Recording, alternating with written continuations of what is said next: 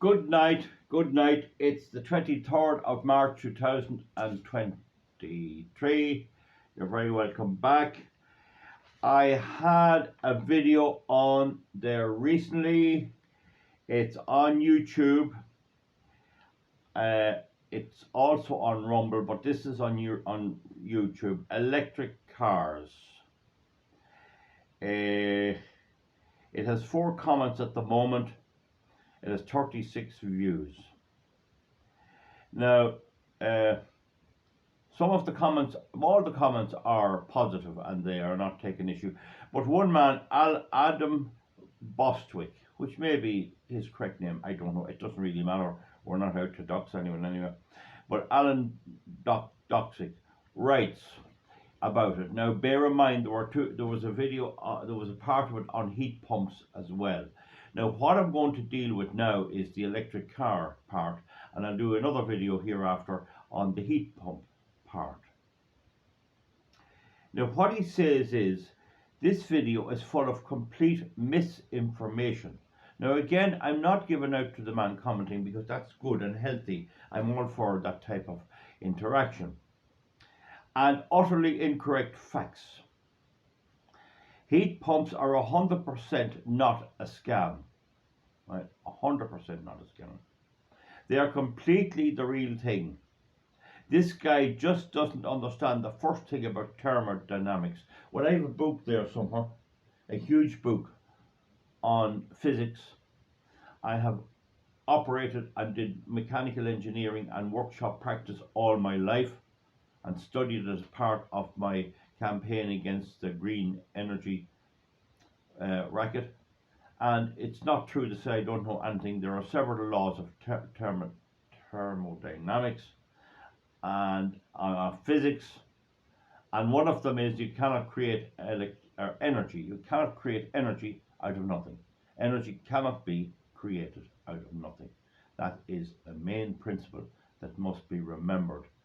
And because of that, it must be borne in mind there has to be some way to make the energy or convert it. Now, just to go on that again, energy cannot be made out of nothing. It can be converted from one form to another. That is one of the laws of physics. And the laws of thermodynamics are there to be studied in any book. Heat always travels from hot to cold. It never travels from cold to hot. There are a lot there to be read about it. So that I would take issue with. He doesn't understand about thermodynamics. He even explains it correctly as a refrigerator in reverse. That's what it is. That's what it is. A refrigerator compresses a gas and releases it, and you can see the effect of a refrigerator on a gas cylinder outside a house. If people are using a lot of gas, you'll see the liquid part of the cylinder freezing. So if the cylinder is full, you'll see it all freezing. If the cylinder is 1/8 full, you'll see the bottom part freezing.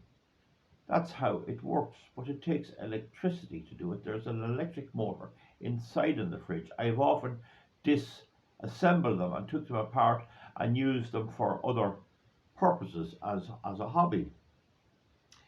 He even explains correctly how it's a refrigerator in reverse, because that is how it works. A heat pump moves heat rather than creates heat, which makes it much more efficient, as it doesn't require all the electrical energy to create the heat, just enough to pump the heat.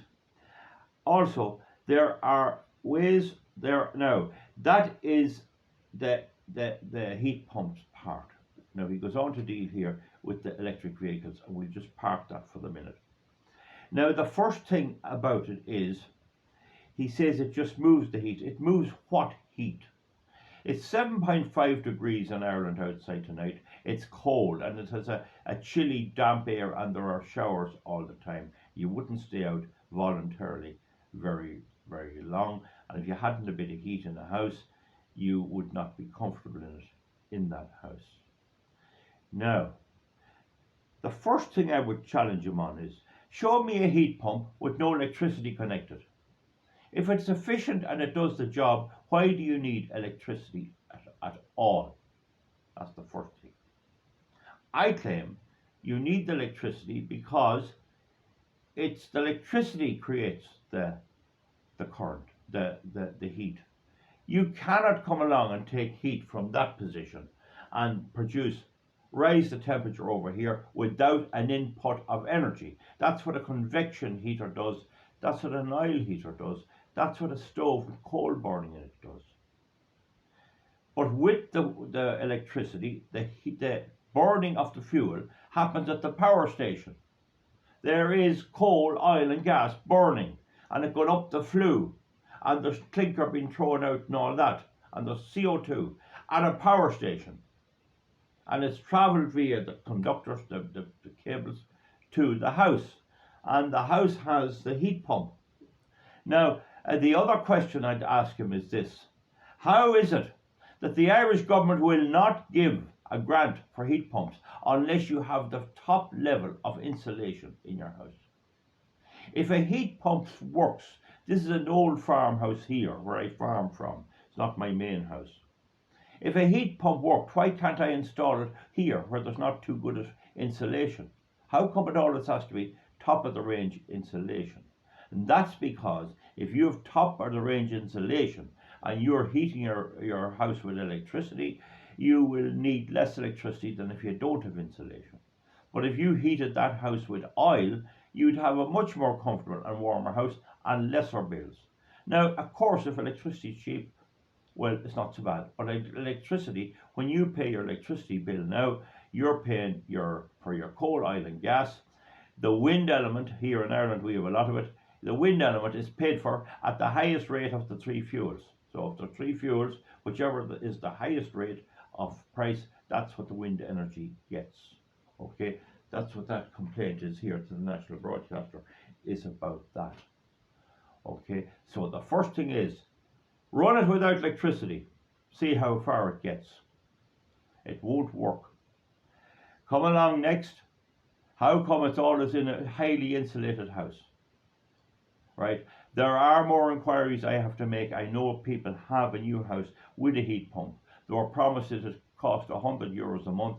I'll have to get talking to them. I don't just meet everyone at a drop of a hat, and that only makes it straighter. However, I know another person, this is why I made the video, who got it all done, got all the insulation did, got the grants, got his heat pump in, and the bill immediately before it was $1,200 for the whole winter, for 6 months. The bill now is $1,200 for 2 months. That doesn't look like it's viable economically. So he will never agree with this. I'm used to debating with green people and all that, and it's a religion with them in many ways. There have been no tests done. No independent body ever did a test on heat pumps. Never. But there is a test, is the reality of the situation. The reality. Now also, in many new homes have underfloor heating, which is good. The pipes are under the floor. So lots of these advances in heating technology have come along. There's no doubt about that. I was at a seminar in which Sean Quinn, the entrepreneur from the Quinn Industries that had all the bother, I was at it a way back, maybe 10 years ago, maybe 12 years ago. And a guy got up and he said, if you have the most well-insulated house in the world, and you have one little window open a little bit, you defeat the whole thing. And that is very true. You cannot allow fresh air into a house through an opening or through a window or through a vent without bringing down the temperature. The only way that can be done is with a heat exchanger that draws the cold in, and as it's coming in, it exchanges through copper heat exchangers with the outgoing air. So the warm air heats the incoming air. That has never been tried. It mightn't be great, very successful, but it would have some effect. So that's my point. I don't think he's right, but people can comment underneath. We need more research. I need to get somebody, and maybe in time I will, that has used this, because if heat pumps worked, why is there a big problem up in Leinster House, the government of Ireland? They had a huge problem. I did a video on it there. they've installed a pellet boiler. Why didn't they put in a heat pump? Why does the heat pump only work in a very well insulated building? That's because any form of heating will work in such a building. That's my case. I'm not cheating. We'll have to get more research, and as time goes on, we'll get more. But this is the reality. The electricity bill went from the whole winter for 1,200 using whatever form he had. I think it was oil heating. It went to 1,200 for 2 months. 3 times more expensive than before he put it in. Folks, we'll have more on this. He'll get back to me on this. And please, I'm not trying to put the man off. We have to accept criticism. Adam Bostwick is what he's down here as. I hope that's his name.